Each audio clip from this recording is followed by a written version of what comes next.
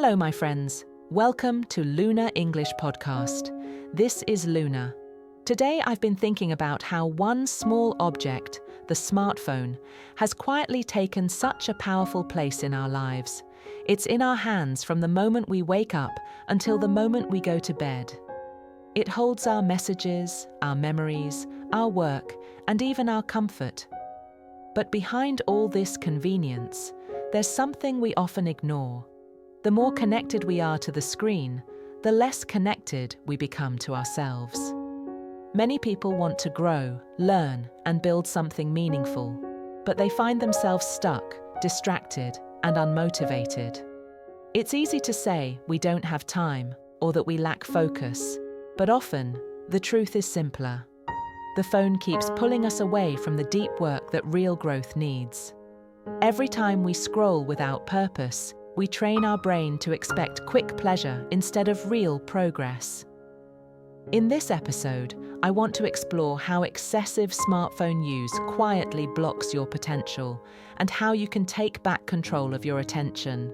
Because if you don't guide your device, it will guide you and you'll slowly lose touch with your own direction. Have you ever sat down to study, read, or plan something important, but then checked your phone just for a minute? Suddenly, that minute becomes 20. When you finally return to your task, you feel lost, like your thoughts have scattered into 100 little pieces. This is what constant phone use does. It breaks your focus into fragments. Each time you switch from one thing to another, your brain has to start again. Over time, this weakens your ability to concentrate deeply. You begin to crave constant movement and stimulation, but you lose patience for calm, steady thinking.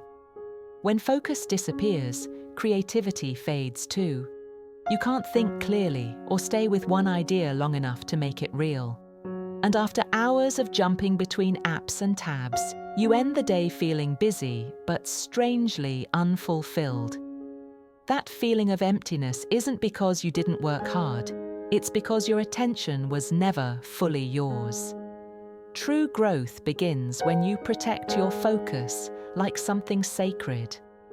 Because once focus is lost, everything else, your goals, your motivation, your energy, starts to drift away too. Why do we keep scrolling when we know it doesn't help us? Because it feels good. Every new post, picture, or video gives a small burst of pleasure. It feels light, fun, and effortless. But behind this simple action lies a clever design meant to keep you trapped. The apps you use are built to feed you endless content, so your brain never wants to stop. You think you're choosing what to see, but the truth is, the system is choosing for you. This constant flow keeps your attention shallow. You're always moving, but never thinking deeply. You consume hundreds of small moments, but none of them belong to you. After hours online, you may feel full of information, but empty of meaning. You've seen everything, yet done nothing. This is the illusion of progress. It feels active, but it's not. You move your fingers, but your life stands still. The longer you stay in this cycle, the harder it becomes to return to quiet focus. To grow, you must learn to pause, to step away from the endless stream, and remember that scrolling isn't living. It's delaying life itself. Have you ever told yourself that you're learning when, deep down, you're only avoiding action? That's what I call beautiful procrastination. It's when you convince yourself that watching motivational videos, reading articles, or listening to podcasts all day is productive. It feels smart, inspiring, and useful, but only on the surface. Real growth doesn't happen through endless consumption. It happens when you take what you learn and use it. But the brain loves comfort, and learning feels easier than doing. You can spend months collecting information and still feel like you're moving forward, even though nothing in your life changes. This type of procrastination is dangerous because it hides behind good intentions. You tell yourself you're preparing, but what you're really doing is postponing. To escape this trap, you have to shift from being a consumer to being a creator. Take one idea, one lesson, one skill, and apply it today. Even a small step of action teaches you more than hours of passive learning. Beautiful procrastination might feel gentle, but it quietly steals your potential. Knowledge without action isn't power, it's delay. Is social media truly helping us feel closer to others, or only pretending to? It's easy to think we're connected because we can see so much of people's lives online. But what we often see are highlights, not real moments. Smiles, successes, perfect pictures, all carefully chosen pieces of a much larger story.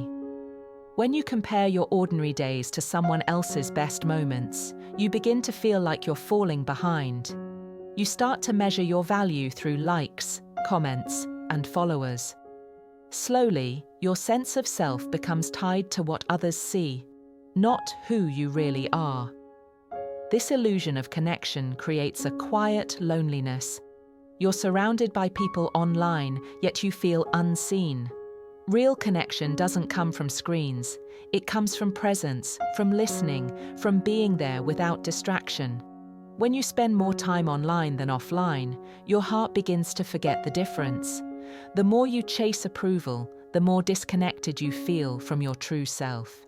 To build real connection, you must first reconnect with your own silence. Why do we keep comparing ourselves to others, even when it makes us unhappy? The answer lies deep in how our minds work. Humans are social creatures. We look at others to understand our place in the world. But in the digital age, this instinct has grown out of control. Every time you scroll, you see people doing better, looking happier, achieving more. The mind starts to measure everything: your body, your success, your speed, your worth. Comparison slowly becomes a habit. The more you compare, the less you appreciate what's already good in your life. You start to forget your own pace and purpose. Even your dreams can change shape, becoming copies of what you see online. This is dangerous because it steals your authenticity. You stop asking, "What do I truly want?" and instead think, "What should I want?" The way out of this cycle isn't through more achievement, it's through awareness. Remind yourself that what you see online is not the whole picture. You have your own story, your own rhythm, and your own reasons. That's where peace lives. Why do notifications feel so powerful? Because they're built to make you react. Every sound or vibration is designed to grab your attention immediately. Your brain sees it as something urgent, something important. But most of the time, it isn't. These tiny interruptions may seem harmless, but together they break your focus again and again. Even if you don't open the message, your mind still thinks about it. Over time, you lose the ability to stay present for long periods. You begin to prefer easy, short tasks because deep work feels too heavy. Notifications make your brain restless. They train you to expect something new every few minutes. And when nothing happens, you feel uneasy, so you check again. This constant alert state exhausts your mind without you noticing. That's why turning off unnecessary notifications isn't just about reducing noise, it's about protecting your peace. You don't need to respond to every sound. The world will wait. Your attention is yours to keep if you choose to protect it. What happens when your brain never rests? It gets tired, but not in a healthy way. Constant stimulation from screens keeps your mind busy, but not fulfilled. You start to lose patience with silence. Simple things, like reading, walking, or just sitting quietly, begin to feel boring. You crave movement, sound, and color all the time. This makes deep work and personal growth almost impossible.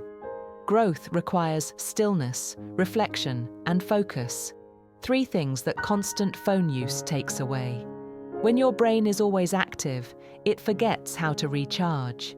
You may sleep, but you wake up tired. You may rest, but your mind still spins.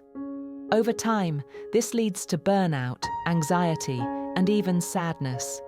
You feel like you're running, but you don't know where. The truth is, peace isn't found in stimulation, it's found in quiet. To find focus again, you must learn to be still. Let your brain breathe. Let silence become your friend again.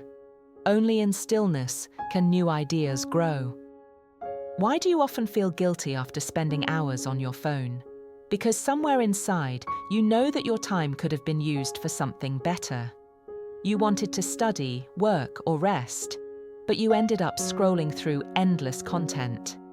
That small guilt that comes after is your inner voice whispering, "This isn't what I really want." Instead of listening, many people try to escape the feeling by scrolling more. They drown guilt in more distraction. But this only deepens the problem. Guilt turns into self-blame. Self-blame turns into stress. And stress drives you back to your phone.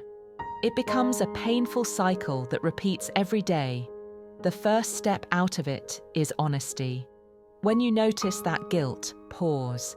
Don't judge yourself, just acknowledge it. Ask yourself what you truly needed in that moment. Maybe rest, maybe inspiration, maybe connection. Once you know, you can meet that need in a real way. Guilt isn't a punishment, it's guidance. It's your mind asking you to come back to what matters. Can awareness alone change your habits? Yes, but it must be honest and consistent. Awareness means watching your actions as they happen, not later. It's catching yourself when your hand automatically reaches for your phone. It's noticing when you open an app for no reason. At first, it might feel uncomfortable to see how automatic the habit is. But awareness is the moment change begins. Every time you stop, breathe, and make a conscious choice, your brain rewires itself a little. You start to remember that you are in control. Awareness also breaks illusion. You begin to see that scrolling doesn't relax you, it drains you. It doesn't give peace, it takes it. The more aware you become, the more space you create between you and your device. And in that space, you find freedom. Real awareness isn't about perfection, it's about honesty. Every small moment of mindfulness is a step toward a calmer, more focused life. How can you help your mind rest after a long day of screens? Try something called a digital sunset. It's a simple practice. Choose a time in the evening when you stop using your phone completely.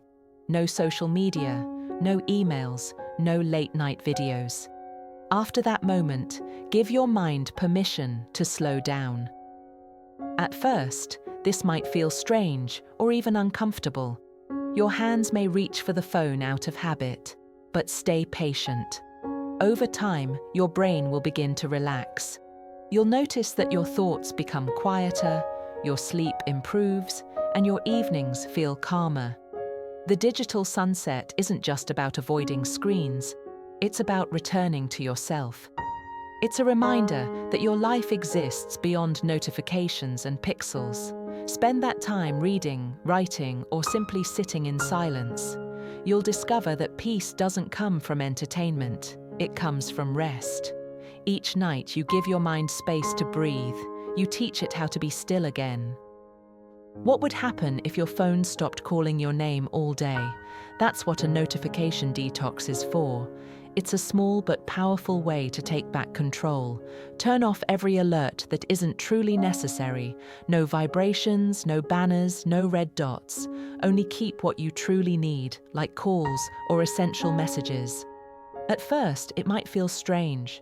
You'll keep checking your phone out of habit, expecting something new.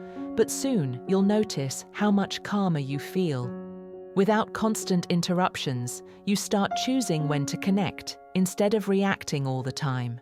Your focus grows stronger, and your thoughts become clearer. This quiet isn't emptiness, it's space for deeper living. You begin to move through your day with more presence, more attention, and more peace. A notification detox doesn't mean cutting off the world. It means opening up your own.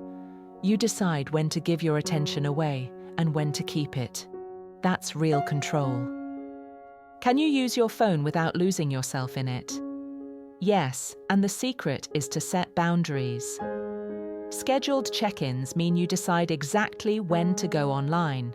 For example, once in the morning, once in the afternoon, and once in the evening.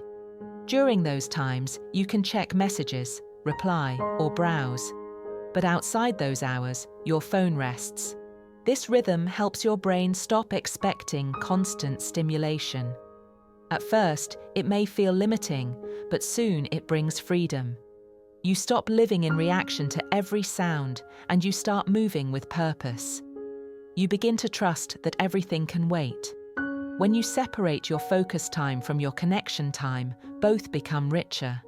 You work better, rest deeper, and communicate more intentionally. Scheduled check-ins teach you discipline and peace. You'll notice how much mental space returns when your attention isn't pulled every few minutes. With time, you won't feel controlled by your phone. You'll feel guided by your own rhythm.